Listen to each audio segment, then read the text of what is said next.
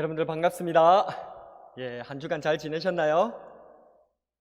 우리 같이 인사 한번 했으면 좋겠다 싶습니다. 오늘은 I am a Christian, 나는 그리스도입니다. 한번 우리가 고백했으면 좋겠습니다. I am a Christian, 나는 그리스도인입니다. 옆에 친구한테도 한번 얘기해 줍시다. 넌 그리스도인이야. 넌 그리스도인이야. 우리는 그리스도인이에요. 우리 예수님을 믿는 사람으로서 하나님 앞에 올바로 서 나가는 확신 있는 그리스도인의 삶을 살아내기를 소원합니다. 오늘은 말씀 예레미야 43장 1절에서 7절 말씀들을 가지고 두 눈박이 괴물이라는 제목으로 말씀의 은혜를 한번 나누어 보겠습니다. 눈이 하나밖에 없는 사람들이 모여 있는 마을에 두 눈이 있는 일반 사람이 찾아갔던 거죠. 그런데 그 마을에 있었던 외눈박이 마을의 사람들은 다 자기네들이 외눈박이다 보니까 이 두 눈이 달려있는 이 정상인이 어떻게 보였을까요? 아주 이상하고 괴물같이 보였을 거예요. 그렇습니다. 이렇게 두 눈이 있는 사람이 한 눈밖에 없는 사람의 마을에 가게 되어지면 괴물 취급을 당하는 것 같은 그런 일들이 오늘 성경에도 나옵니다. 누가 그런 취급을 당했나요? 바로 예레미야 선지자, 하나님의 말씀을 전했던 예레미야 선지자가 이 유다 백성들에게 두 눈박이 괴물 취급을 당하고 말았던 것이죠. 오늘 본문의 내용을 보게 되어지면 요한안의 무리들로부터 거짓말쟁이로 몰리게 된 이 예레미야 선지자, 왜 그렇게 되어졌냐면 유다 나라가 바벨론에 의해서 멸망을 당하고 나서 이제 다시금 하나님께서 은혜를 내려주셔서 이 망하고 흩어져 있는 이 유다 나라에 다시 총독을 세워줍니다. 그래서 바벨론 왕 느부갓네살에 의하여서 왕과 같은 그런 행정권을 가지고 있는 총독 그다랴라고 하는 총독을 세워서 유다 민족들이 다시 모이게 된 거죠. 그래서 그 그다랴 총독 밑에서 유다 민족들은 다시금 하나님의 은혜 안에서 회복할 수 있는 좋은 분위기가 이루어지게 되었죠. 그런데 이스마일이라고 했던 유다 나라의 다윗 왕가의 사람이 있었습니다. 그러니까 이 사람은 자기가 다윗 왕족이기 때문에 이 그다랴라고 하는 이 총독이 싫었던 거예요. 왜요? 그다랴 총독은 자기네들 유다 나라를 멸망시키고 다윗 왕가를 멸망시켰던 그 바벨론이 세웠던 지도자였기 때문에, 그래서 이 왕족이었던 이스마엘의 입장에서 보면 이 그다랴라고 하는 이 총독은 민족의 배신자, 우리 가문을 몰락시킨 그런 배신자에 불과하게 보였던 것이죠. 그래서 이 이스마엘이 그다랴 총독을 암살해버리고 말아요. 그리고 나서는 암몬이라고 하는 이방 나라로 도망을 쳐버리게 됩니다. 이 요하난이라고 하는 그때 당시에 다시 군사들의 그런 수장이었던 그런 사람들이 있었는데, 유다 나라에 이 요하난이 다시금 그 흩어졌던 그런 백성들, 유다 백성들을 모으고 이제 어떻게 할까 고민을 하다가 이집트로, 애굽으로 내려갈 것을 생각하고 맙니다. 왜 그랬냐면 아까도 얘기했다시피 그다랴 총독은 바벨론이 세웠던 그런 지도자였거든요. 그런데 이 그다랴 총독이 왕족 이스마엘에 의해서 죽임을 당했으니까 바벨론이 우리 유다 사람들을 이제는 가만두지 않고 남아있는 사람들까지도 다 찾아내서 다 죽여버릴 것이다, 이런 두려움이 너무 엄습하게 된 거예요. 그래서 살아남고자 그 바벨론과 적대국에 있었던 애국, 전통적으로 강대국이었던 그 애국 이집트로 내려가고 도망가려고 그렇게 요하난이 백성들을 모았던 것이죠. 그런 와중에 백성들이 그래도 우리가 하나님께 한번 물어보자, 우리가 지금 애국으로 내려가는 것이 맞는지 다시 한번 더 하나님께 여쭈어보자, 믿음 있는 사람들이 그렇게 제안을 해가지고 예레미야 선지자에게 물어봅니다. 당신의 하나님께 여쭈어보셔서 우리가 지금 애국으로 내려가는 것이 맞는지, 아니면 우리가 어떻게 살아야 되는지 그걸 좀 물어봐 주세요 라고 예레미야 선지자에게 그렇게 묻죠. 그래서 예레미야 선지자가 하나님 앞에 그 사람들의 얘기를 가지고 기도를 간절히 했어요. 근데 하나님께서 들려주신 말씀은 무엇이었습니까? 너희들은 저 바벨론 왕을 두려워하여서 애굽으로 내려가는 인생이 되지 말고 너희는 하나님을 믿고 이 유다 땅에 계속해서 머물러 살아라. 이게 예레미야 선지자를 통해서 하나님께서 주신 말씀이었던 거예요. 그러니까 애굽에 내려가라고요, 말라고요? 애굽으로 내려가지 말라고 그 바벨론 왕을 두려워하지 말고 하나님께서 불쌍히 여겨주실 테니까 그냥 유다 나라에 머물러서 여기에서 그냥 계속해서 살면 하나님께서 복을 주실 것이다. 그렇게 말씀을 전해주었죠. 그런데 이 말씀을 들었던 이 요한안의 무리들의 반응은 무엇이었을까요? 그들은 이미 답을 정해두고 있었습니다. 답정너와 같이 말입니다. 답은 정해져 있고 넌 대답만 하면 돼. 답정너. 우리 친구들도 혹시 답정너 같은 친구들 만난 사람 있나요? 친구 중에 답정너 있나요? 여러분들이 혹시 답정너 아니에요? 답 정해놓고 친구들한테 막 그렇게 그냥 넌 대답만 하면 된다는 식으로 몰아가진 않습니까? 이 요하난이라고 하는 이 사람이 군사의 지도자였는데 이 사람이 답정너였던 거예요. 자기는 이미 답을 정해놓았어요. 어떤 답을 정해놓은 거예요? 지금 우리는 어디로 내려가야 된다? 애굽으로 내려가야 된다. 그래야 산다. 이렇게 현실적으로 생각해가지고 그렇게 답을 정해놓고 예레미야를 몰아붙이기 시작합니다. 예레미야 선지자, 당신 거짓말하는 거 아니야? 너 지금 거짓말하고 있잖아. 하나님께서 그런 말씀 안 하셨잖아. 그냥 넌 지금 네 생각을 얘기하고 있는 거잖아. 그렇게 하면서 사람들을 선동해가지고 이 예레미야 선지자를 거짓말쟁이로.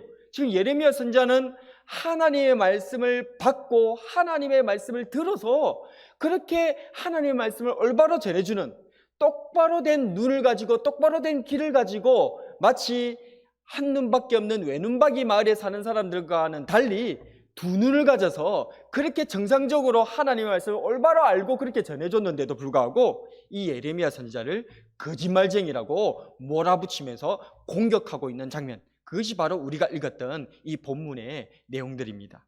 자, 그렇다면 우리는 어떻습니까? 여러분들은 어떻습니까? 여러분들 학교 생활하면서도 친구들 가운데서 답정너와 같은 친구 만나본 적 없습니까?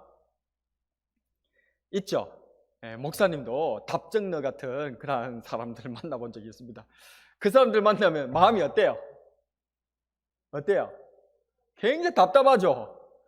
암만 내가 설명을 하고 그게 아니라고 얘기를 해도 그 사람 이미 자기 머릿속에 답이 있어요, 없어요? 답이 다 있어요. 자기는 이미 결정을 다 내렸어요.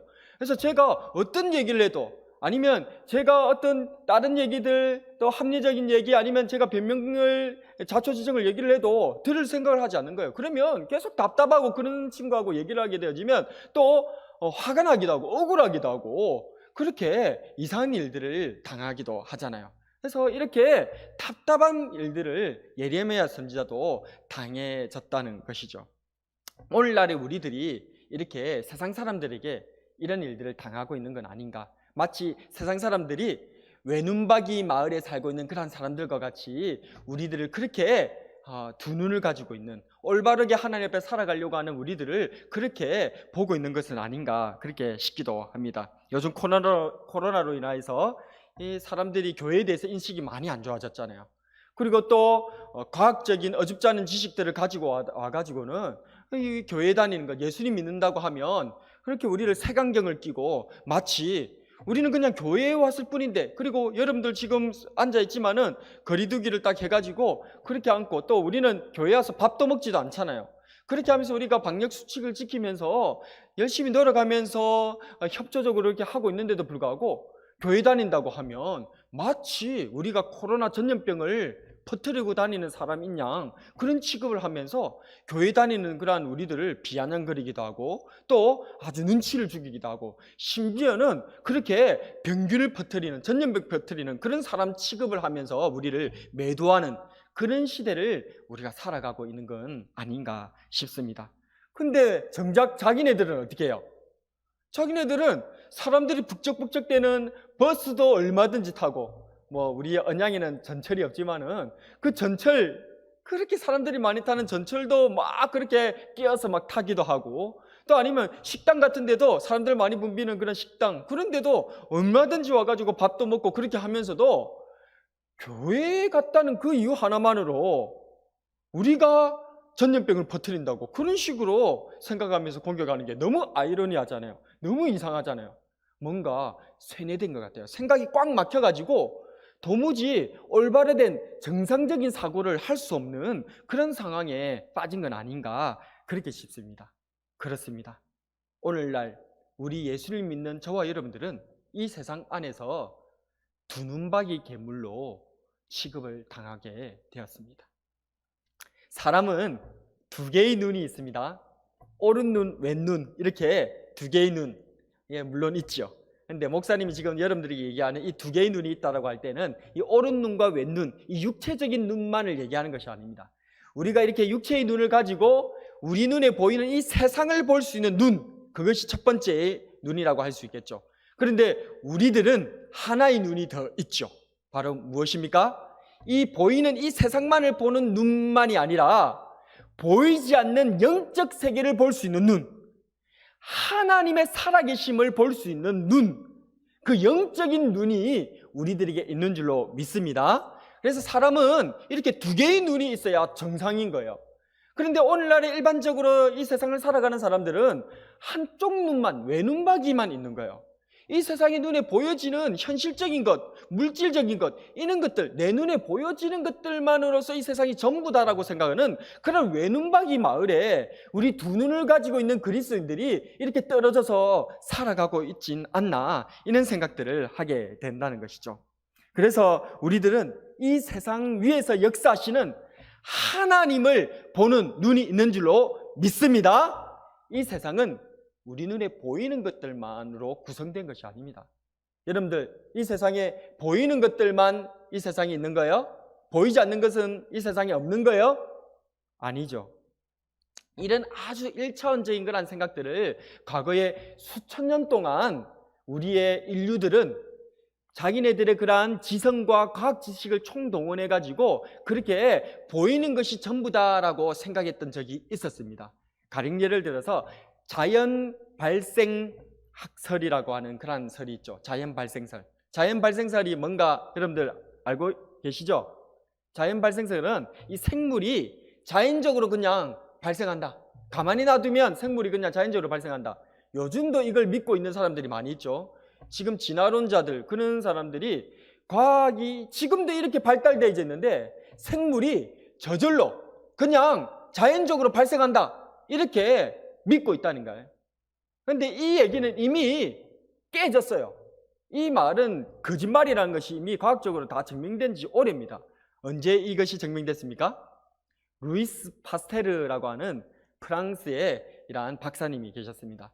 이분은 하나의 가설을 세웠어요. 우리 눈에는 보이지는 않지만 혹시 우리 눈에 보이지 않는 어떤 것들이 있어가지고 뭔가 생명이 만들어지고 탄생하고 또 이런 일들이 움직여지는 건 아닐까, 그런 생각을 하게 된 거예요. 그래서 이 사람은 실험을 하기 시작했습니다. 여러분들이 파스테르라고 하는 이 과학자가 실험한 거 여러분들 아시죠? 플라스크 이렇게 있으면 이 플라스크에 이렇게 주둥이가 있잖아요. 이 주둥이를 불을 가열해 가지고 휘었어요. 그래 S자로 이렇게 휘었던 거죠. 그러고 나서 이 플라스크 안에다가 뭘 집어넣었냐면 이 끓인 고기국 있잖아요. 쇠고기 국물을 거기다가 딱 집어넣었어요. 그리고 그 플라스크에다가 담아놓고는 밑에서 가열을 해가지고 팔팔팔 끓였어요. 살균을 한 거죠. 팔팔 끓인 다음에, 그리고 아까 그렇게 플라스크가 이렇게 S자로 이렇게 휘어지게 이렇게 했다고 했잖아요. 굽어지게. 그렇게 해놓고 가만히 놔뒀더니 이 플라스크 안에 소고기 국물이 부패했을까요? 부패하지 않았을까요? 시간이 암만 오래 지나도 웬만해서는 잘 부패를 안 하는 거예요. 그러고 나서 다시 또 이 파스테르는 그러면 이렇게 휘어졌던 그 꼭지 부분을 부서뜨려 가지고 이제는 공기가 접촉할 수 있도록, 외부 공기가 들어올 수 있도록 그것을 끊어 부쉈어요. 그랬더니 이틀도 되지 않아서 거기에 벌레가 생긴 거예요. 그러면서 이 파스테르는 증명을 한 겁니다. 우리 눈에는 보이지 않지만 공기 중에 뭔가 미세한 생물들이 있어서 이것들이 이 부패를 시키고 그 부패한 그러한 국물에서 벌레가 생긴다 라고 하는 자연 발생학을 깨뜨려버리는 그러한 이론을 제시하고 증명했죠. 그리고 이 파스테르는 그렇게 자기 이론을 갖다 실험으로 증명한 다음에 실제로 그 플라스크를 현미경을 통해서, 우리 눈에는 잘 안 보이지만 아주 자세한 것을 볼 수 있는 그 현미경이 발명되고 나서 그것으로 관찰했더니 실제로 그렇게 아까 S자형으로 그렇게 굽어졌던 그 플라스크 안에 있는 고기 국물에는 미생물이 활동을 하지 않는 거예요. 그런데 이것이 깨뜨려 가지고 외부 공기가 들어오게 해놓은 거기에는 미생물들이 활동하면서 거기서부터 벌레가 발생하는, 그것을 현미경으로 촬영을 관찰을 해냈던 거죠. 그래서 우리 눈에 보이는 것이 전부가 아니라는 사실을 이 파스텔르가 증명을 해놨다는 것입니다.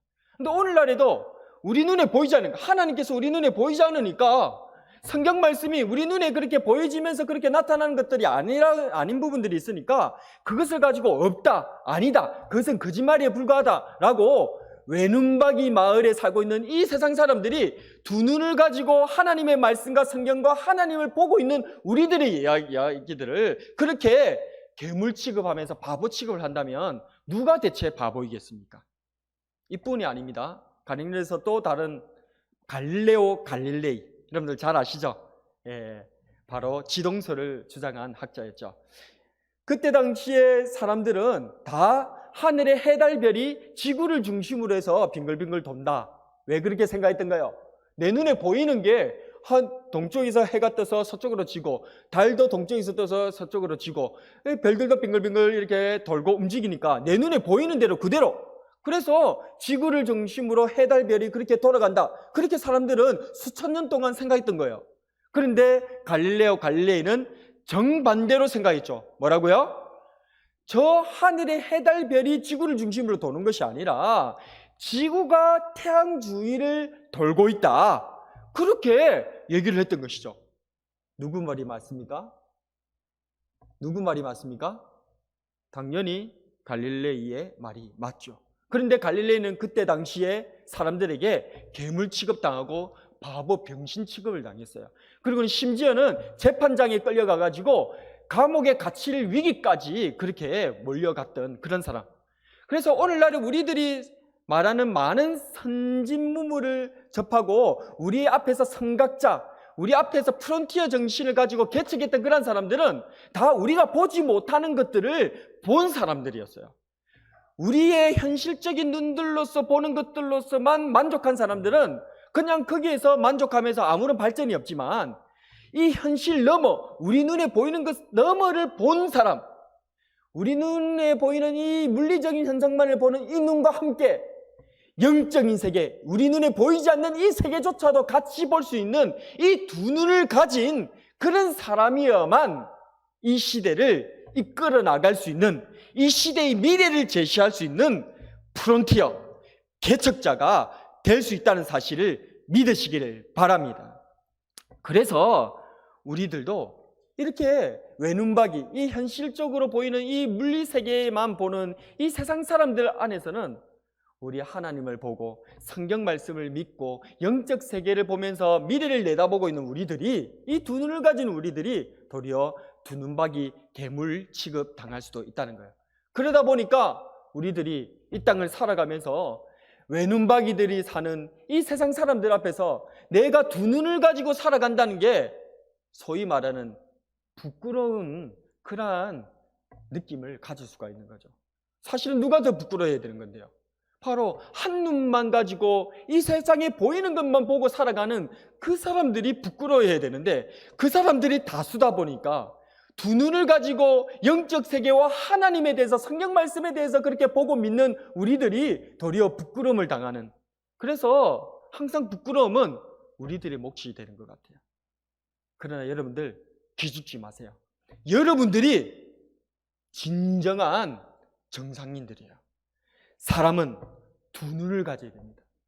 우리 눈에 보이는 이 세상을 볼 수 있는 눈도 분명히 여러분들을 가져야 됩니다. 그래서 이 세상이 어떻게 돌아가는지, 그리고 이 세상이 어떻게 움직이고 있는지 그것을 정확하게 보고 판단하는 여러분들 되었으면 좋겠습니다. 아울러 우리에게는 더욱더 위대한 눈이 하나 더 있으니, 우리 구주 예수 그리스도의 십자가의 보혈의 은혜로 새롭게 다시금 깨어난 눈이 있으니, 그것은 바로 영적인 눈, 하나님을 볼 수 있고 성경 말씀을 볼 수 있는, 미래를 내다보는 그런 눈이 우리들에게 있는 거예요.